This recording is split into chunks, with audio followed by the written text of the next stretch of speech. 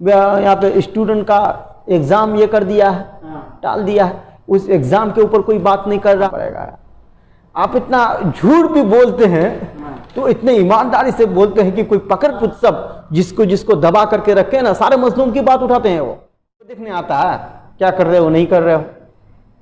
ये नहीं बोल रहे कि हमारी नीति की वजह से जीडीपी गिर रही है। अनुभक्तों को समझना चाहिए, सब बात बहुत ही जरूरी है।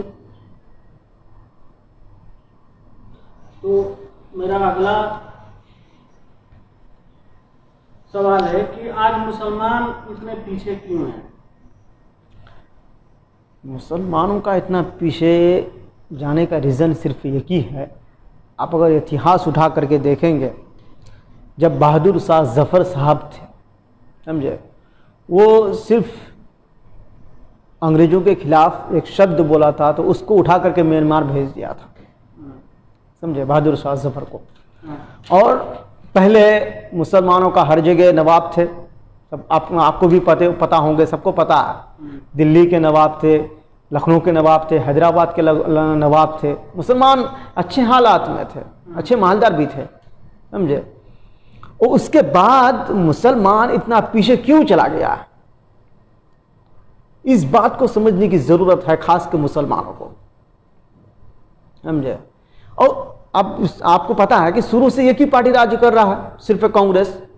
तो हम दोषी किसको देंगे? महात्मा गांधी को जाके देंगे कि कांग्रेस को देंगे? कि कांग्रेस ने मुसलमानों का वोट लिया हमदर्दी दिखा करके, मगर मुसलमानों ने के लिए क्या किया? आप गुलाब भाई, आपको शायद एक बात पता नहीं होगा, हम आपको एक बात बता रहे हैं। हमारा आपको पता है कि हम बिहार के उत्तरी पूर्वी क्षेत्र सीमांचल से हैं। सीमांचल में इतना बिगड़ी हुई हालात है कि वहाँ पर आज तक ये कॉलेज बना गया है नहीं, एक यूनिवर्सिटी बना गया है। वहाँ के रोड का हालत इतना खराब है कि बरसात के समय कोई आदमी, गाड़ी की बात छोड़, पैदल नहीं जा सकता है जल्दी, इतना हालात खराब है। इसका दोष किसको हम दिया के देंगे? हमदर्दी दिखा करके हमारा वोट ले लिया, मगर हमारा जो मुस्लिम क्षेत्र है उसके ऊपर कोई विकास ही नहीं किया है कांग्रेस ने। तो इस वजह से इसका दोष किसको हम देंगे? दोनों दूसरे को देंगे, कांग्रेस को हम देंगे, कांग्रेस को और बीजेपी को, कि मुसलमानों को उन्हीं लोग ने बर्बाद किया। और मुसलमान की खास के आबादी बहुत कम हो रहा है। इसके ऊपर मैं एक वीडियो बना करके डाला हूं यूट्यूब में, और उसका पार्ट 1 यूट्यूब में है, यूट्यूब में जाके आप देख सकते हो। पार्ट 1, पार्ट 2 अभी डाले नहीं हैं, वो भी इंशाल्लाह हम कल तक डाल देंगे। अच्छा, अगला सवाल, मुसलमान इतना अशिक्षित क्यों है आज के दौर में? पढ़ा लिखा नहीं। इसका भी वही एक रीज़न है कि देखो, सबसे पहली बात, मुसलमान इतना पीछे जो है, रोज़गार नहीं है, पैसे नहीं है, तो अपने बच्चे को शिक्षा कहाँ से देंगे? जब शिक्षा नहीं रहेंगे मुसलमानों के पास तो वो तरक्की कहाँ से करेंगे?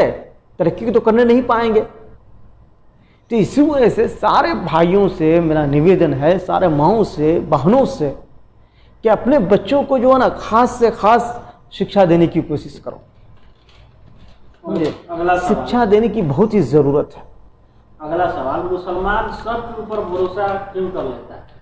कोई भी आए आज के दौर में, कोई भी अतु खैरा मतु, कोई भी उसको देखो, भरोसा कर लेता है। सबसे पहली बात है, वो कहावत पता है ना कि कुत्ते का दुम कभी सीधी नहीं होती है, समझे। वैसे हमारे मुसलमान के कुछ ऐसे आदमी हैं कुर्दोगली की तरह, कि वो लोग कभी सीधा नहीं चल सकता है, समझे। कोई भी किसी की तरफ भी कभी भी चल जाते हैं, कभी भी चल जाते हैं, उसका कोई भरोसा नहीं है, ये कि नहीं। तो ये सब बात समझने की ज़रूरत है, खास कर मुसलमानों को, कि सबके ऊपर भरोसा नहीं किया जा सकता।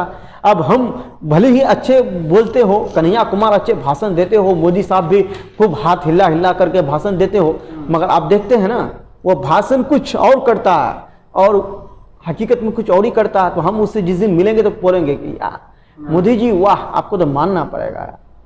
आप इतना झूठ भी बोलते हैं तो इतने ईमानदारी से बोलते हैं कि कोई पकड़ नहीं पाते हैं, इतने ईमानदारी से बोल रहे हैं। तो हमको भी थोड़ा सिखा दो कि इतना ईमानदारी से कैसे झूठ बोल लेते हैं, तो उससे सर्टिफिकेट लेना पड़ेगा हमको। हाँ, और अगला सवाल, कांग्रेस जो है हमारे मजलिस, जो MIM पार्टी जो बनी है, उसको बी टीम क्यों बोलता है? देखो, सिर्फ कांग्रेस ही नहीं, कांग्रेस जो है हमेशा सोच रहा है कि हम मुसलमानों के वोटों के ऊपर राज करेंगे, क्योंकि मुसलमानों के आबादी जो है, हम उसके ऊपर एक वीडियो डाले हैं कि 14% बता रहे हैं, मगर 14% नहीं है। 14% ऐसे बता रहे हैं, जनगणना के मुताबिक वहीं जेलों की आबादी 21% है मुसलमानों की, मगर हकीकत में 25 से ऊपर आबादी है, समझे। आप वहीं कोई भी हिंदू पार्टी हो, आरजेडी है, जेडीयू है, पासपा है, मुलायम है, और ये ममता बनर्जी है जो बंगाल के बोले कि हम शेरनी हैं, समझे। वही कोई भी हिंदू पार्टी कहीं से भी कहीं जाता है तो उसको कोई फर्क नहीं पड़ता है कि ये बी टीम है। जहां वही अगर मुस्लिम अगर चला जाता है, मजलिस चला जाता है, तो मजलिस को बोलने हैं कि बी टीम। भाई कैसे बी टीम है, कैसे बी टीम है, बताओ हमको। वो इसी वजह से बी टीम है कि वो मुसलमानों के हक की बात कर रहा है। अब मुसलमानों के नहीं, मैं कहता हूं कि आदिवासी की, दलितों की, जितने भी मजलूम तबके हैं, जो ये लोग ब्राह्मण और राजपूत सब जिसको दबा करके रखे ना, सारे मजलूम की बात उठाते हैं। वो कहीं पर भी हो, चाहे पार्लियामेंट में हो, चाहे कहीं भी भाषण देते हो, कहीं पर भी हर जगह वो आवाज उठाते हैं। वो हक बात इन लोगों से ये छुपती नहीं है। इन लोग इसी वजह से वो लोग बोलते हैं कि बी टीम है, बोल रहे हैं कि हमारा वोट कट जाएगा, वोट बैंक वोट काटने के लिए आ रहा है। ऐसा कोई जरूरत नहीं है, हम तो हमेशा तुम्हारा गुलाम बन के थोड़ा रहेंगे। तो इसका वोट कट रहा है, इसी वजह से ये बोल रहा है।